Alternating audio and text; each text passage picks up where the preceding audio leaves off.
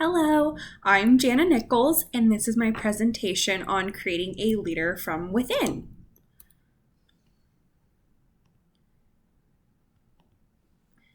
So, what is leadership in nursing? Throughout this course, we've been asked to think about those leaders who inspire us, those that we see that make us want to be better and grow as nurses. I think of my professors from nursing school, managers I've had, and the amazing nurses I get to work with now. I have found that these nursing leaders who impact us all have the same characteristic of willingness. Willing leaders are the co-creators of change. They recognize that no one person or situation can take away their personal peace, joy, and sense of competence, and they transmit these feelings onto others. These leaders are willing to remain calm and think under pressure. They're willing to change, adapt, and willing to listen. Willingness leads to change and forming new ideas, which is exactly what a quantum leader does in a complex adaptive system. It is all about being adaptable and working for one another rather than against. If a leader chooses to stay stagnant and rigid in thinking, it trickles down into the staff as well. When this course first started, I couldn't understand how quantum physics could be used in the nursing field and relate to leadership. It was a little intimidating to think of it like that. But now I understand that in quantum leadership, like quantum physics, everything is interconnected and allows for relational thinking from leaders and creates a sense of change that is inevitable and can be a good thing. Leaders are no longer doing things in a militant style. It now involves everyone and creates learning and growth opportunities. Pat Ebright was very focused on these complex adaptive systems and healthcare, and we saw through her studies that being able to change and adapt as leaders really helped everybody in the whole system out. I've been constantly rethinking my leadership style and how I want to lead during this course. And I hope to create a wave of change in my workplace by bringing forth a positive way of thinking and being adaptable myself. So, with that, also throughout this course, I have gone deeper into my why. My why revolves around wanting to help others and being curious. So part of my why is also wanting to pour into and help new grad nurses entering the nursing field. I love helping to precept nurses and seeing them grow into their critical thinking and confidence in their practice. Part of what I have seen and what I've experienced myself is that new nurses often are leaving the profession altogether or finding a different role within the first 2 years of practice. So my advocacy focus is about kind of why nurses would be leaving in those first 2 years. And approximately 33% of newer nurses are leaving the profession within the first 2 years of practice. And many nurses, they may not be leaving too, but they have the want or intent to because of dissatisfaction with the profession. About 24% of first-year nurses leave the profession or find a new job. Second-year nurses, it's about 19%. And nurses leaving within 3 years of employment is about 30 to 50, which is pretty amazing to me to think that many people are leaving or just finding new jobs. So from the ANA journal, I found that had the statistics and research done on it. The study worked to uncover how many nurses were leaving the profession or thinking of doing so and why. The reasons behind the motivation to leave are multifaceted.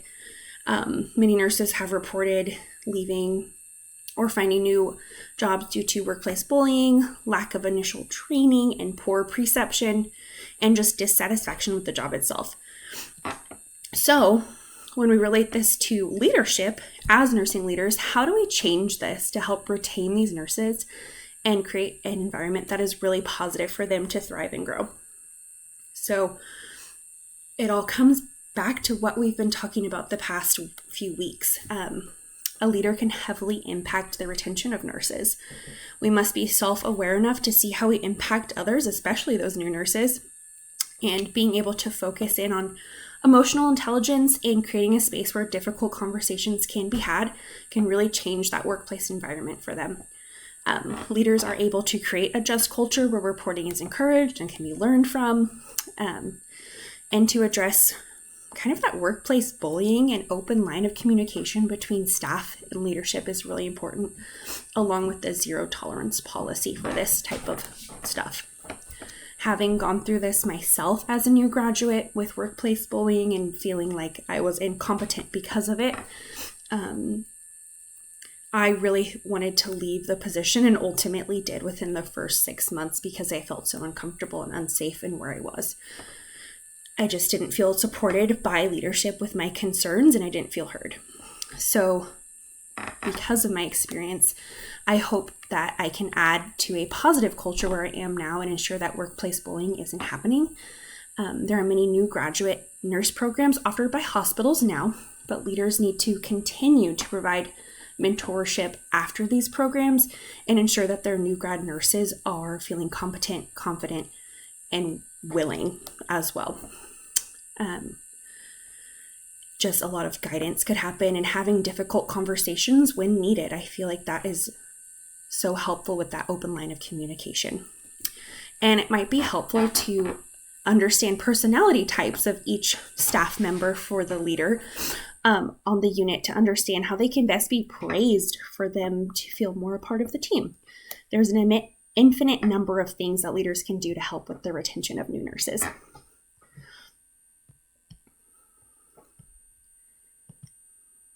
So, the amazing thing with nursing is that you can do just about any job with it.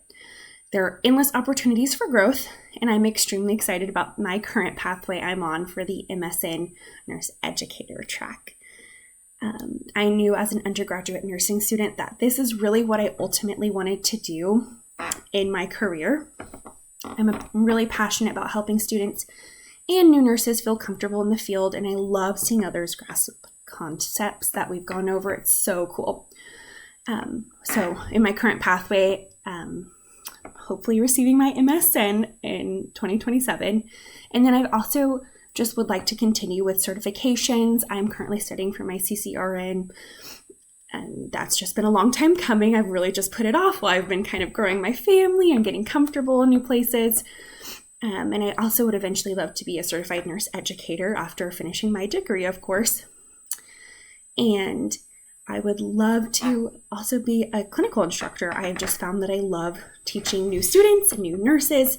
So I would love to get into that field when I'm ready for that after I have some more life changes coming up. But I just know that that is something I'm really passionate about, and I would love to get into that. Kind of in my 5-year plan and on after, I would love to move into teaching at the university level. I've been impacted by countless instructors through my education. I hope to provide that for students I interact with as well. I'm a firm believer that we learn through experience and hands-on scenarios. So I would eventually love to work in a simulation lab with nursing students in that sort of role. Having worked in the emergency department, I've been exposed to a lot of different events from newborn to 100 years old. I've seen birth, I've seen death, like everything you can imagine. And I just think I would bring such a good insight to lab simulation and being able to help nursing students in those real world scenarios that they're practicing. I would love to eventually also kind of move into like a hospital nurse educator role, working in a new grad sort of development program and helping them to achieve retention of nurses and helping new nurses in the hospital setting actually feel comfortable and feel like they have the resources they need.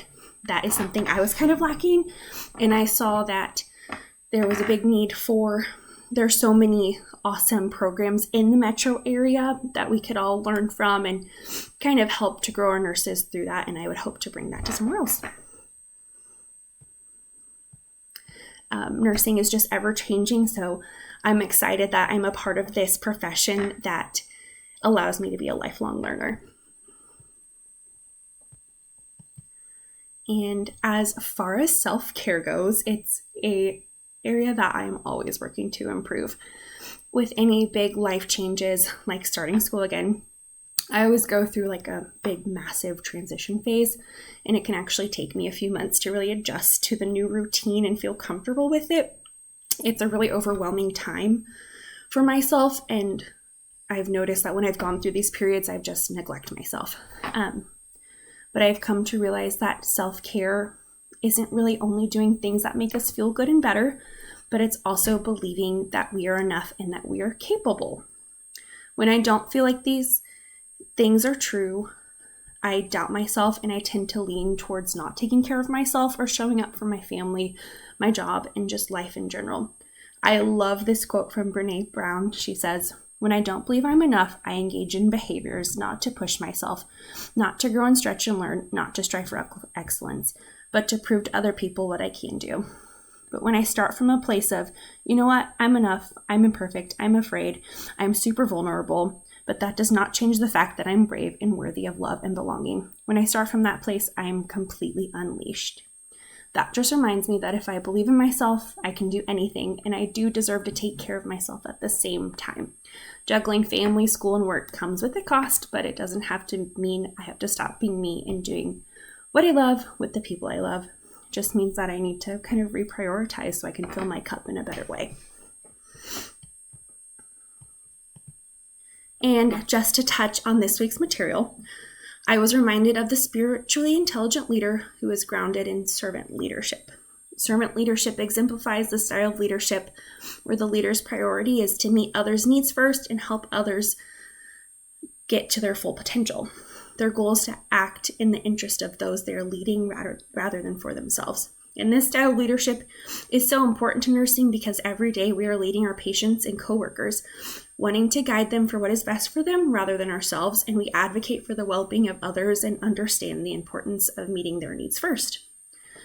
It isn't goal-focused, it's people-focused, and I was really inspired by Simon Sinek when he stated in Love Your Work webcast that management and leadership is supposed to be caring for the people who work under them and helping them to realize their own value, and a leader's responsibility isn't to help others meet deadlines or follow exactly what you say, but it's to help those who work for you know their own strengths, value, and help them to know that they're way more talented than they think they are.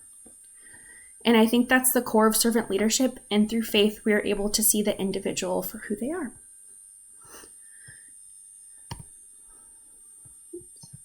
And just to kind of reflect overall on this assignment in the course, this specific assignment really reminded me of why I decided to go back to school. I never thought I would be learning so much about effective leadership and applying that to my own life and create my own philosophy on what leadership should look like. I hope that I can make an impact on future students that I encounter as a nurse educator. And I hope to be a leader that helps others to have confidence in the nursing field and facilitate leadership growth in them as well. This assignment reminded me of how passionate I am about nursing students and new graduate nurses, that they all deserve to experience servant leadership. And this course was really just an unexpected pleasure, if I'm being honest. I was terrified of returning to school because of the uncertainty of the commitment and everything that would be going on. But every week I've learned something new and applied it to my own life and work. I've loved writing a blog and being creative through my learning, and I've definitely felt a shift in myself over the past few weeks, and I hope I continue to grow and learn. And I think my younger self would just be so proud of where I am today. So thank you all for listening. I have enjoyed this course so much, so thank you.